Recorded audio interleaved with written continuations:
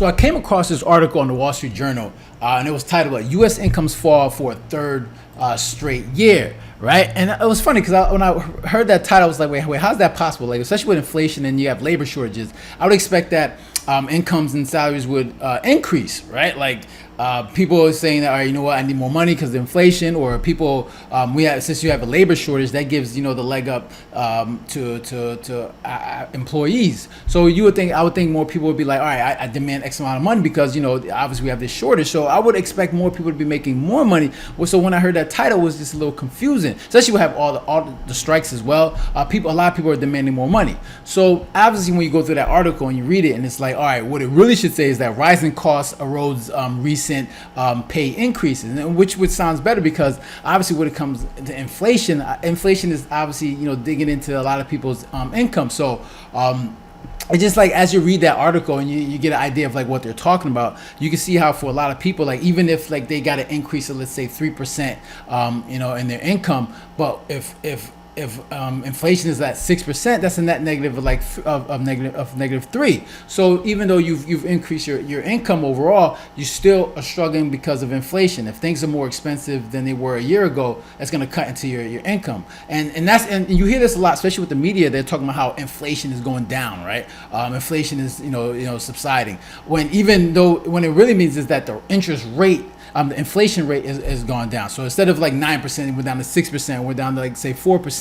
But let's be real, like the cost of things today is a lot more than they were a year ago, 2 years ago, 3 years ago. Even though the inflation rate has gone down, things are still more expensive and people are still living paycheck to paycheck, struggling to make ends meet. So even though they're talking about how the inflation rate is going down, people still feel like they're still struggling to get by, still to buy the things that they need, and they're buying less things than they did a year ago. So as I read this article, it's just interesting to like really like go through and like get an idea of like what they're talking about, because I mean if you're talking about like when it comes to the median income going down, I mean I think if you went to people, they'll tell you that I'm making more money in terms of like overall like salary and hourly wage. I'm getting more money this year than I did last year, but yet they're still struggling when it comes to buying the things that they need.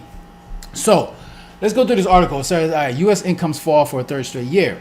So it says, surging inflation gobbled up household incomes gains last year, making 2022 the third straight year in which Americans saw their living standards eroded by rising prices and pandemic disruptions. Americans' inflation-adjusted median household income fell $74,580 in 2002, declined 2.3% from the beginning of 2021 estimate of $76,330. The Census Bureau said Tuesday the amount has dropped 4.7 since its peak in 2019.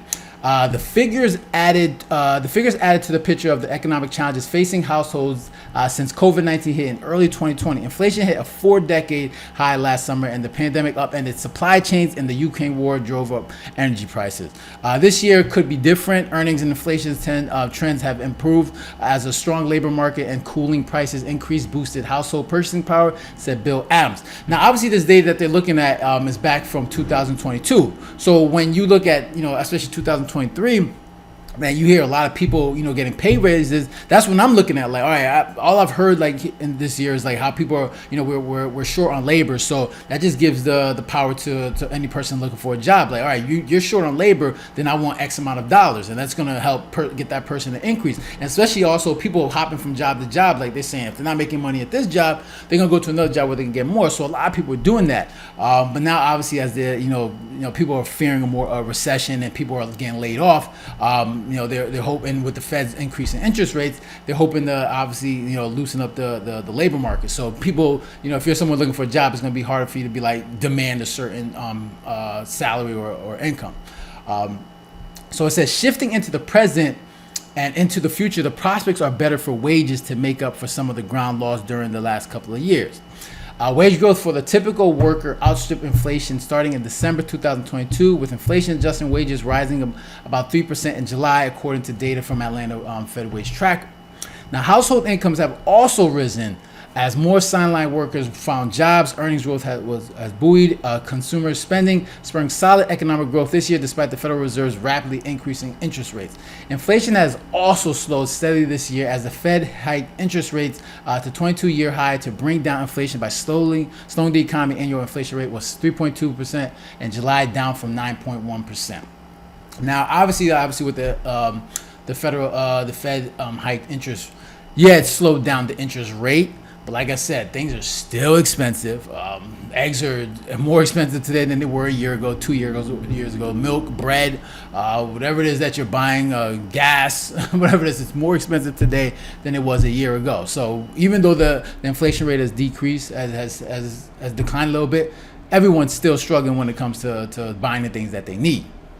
So it said the Census Bureau and its annual report card on the financial well-being of the U.S. households said median households incomes in 2002 dropped by 3% to 5% in the West, Northeast, Midwest, and while the South unchanged. White households saw median income decline by 3.6% in 2022 from the prior year to $81,000, while incomes in Black, Asian, and Hispanic households were essentially unchanged. Asian households had the highest median income at $108,000 compared to $62,800 for Hispanic households and $52,900 for Black households. The report uses amounts that survey respondents said they received in 2022 to allow comparisons amounts from earlier years adjusted upwards. The Bureau said that the official U.S. national poverty rate in 2022 was familiar to the prior year at 11.5%, or about 37.9%. 37.9 million people living in poverty for a person household. The threshold for meeting the definition of poverty last year was income of about $30,000. So, as you can see, man, for a lot of people, it's a struggle regardless of how much people have increased their salary, their hourly wages, whatever it is, their income overall. People are still struggling and living paycheck to paycheck, right? And as long, and it's just crazy because for a lot of people, people are asking for more money, which is fine. But what a lot of people don't understand is that increasing in wage is also contributing to inflation. Because let's think about it, right? If I own a business, right, and I have, let's say, 5 employees, and they all make $15 an hour. Now, let's say they all come to me and say, yo, you know what? I need to make more money. I need $20 an hour. I say, okay, boom, we give them a $5 raise. So I'm still going to make my profit. And this is the thinking like a business, right? They're like, all right, I need to still make my profit. So if I'm going to increase my labor $5, give you guys all a $5 raise, then I'm going to transfer that cost to the consumer, right? So I'm going to raise the prices of the products and services that I sell and the goods and services that I sell. So think about it. That's not the only business that's doing that, right? So even though they got a $5 increase, the places where they shop and they buy their goods and services are also having that same issue where they have to raise the labor cost, the cost of their labor. So they're gonna have to increase the prices of their goods and services. So even though you got a $5 raise, you're going to places, and let's say you got that $5 raise, things that you go and buy have also increased at the same rate or higher. So even that raise that you got really means nothing because you're still paying more for the goods and services, and that's what people are. That's what a lot of issues that people are having. So even though people are saying I need more money, we need to increase wages, you're still going to be struggling because everything is going to increase at the same rate. So even if you got like a 5% increase on your income, if inflation is increasing by 7%, you're still losing out. So it's something the Feds, obviously government, gonna have to figure out, because obviously everybody's fighting to make ends meet and everyone's trying to survive. But all of this is contributing to higher inflation. So obviously more demand and lack of supply is an issue as well. So that's something they're gonna have to figure out. So it says, let me see where we at. It says, let's just go up here. So the figures. So at the same time, voters have a slightly rosier view of the economy than previous. More Americans rated economic conditions excellent or good in Gallup surveys.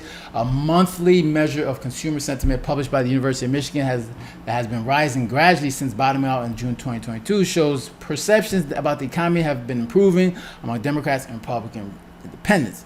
So it says earnings, mostly wage and salary, showed a mixed picture. Median earnings in 2022 for all workers fell 2.2% to about 48,000 from the previous year, adjusted for inflation. Among workers with full-time year-round median earnings dropped 1.3% to about 60,000.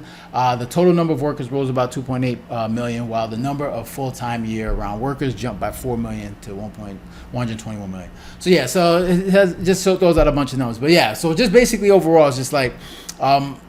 It's not the fact that incomes have dropped. It's just the fact that because of inflation, it's eating into people's income, right?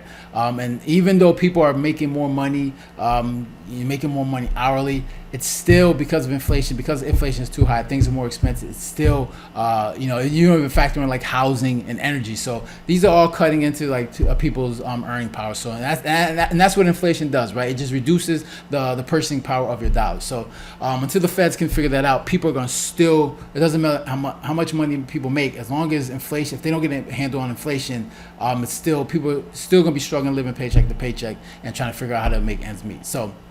That's all I got for you guys today. If you got any comments or questions, make sure to leave it down below. Hit the like button, share. If you haven't done so already, make sure to subscribe. All right, so you guys take care and have a good one. Later.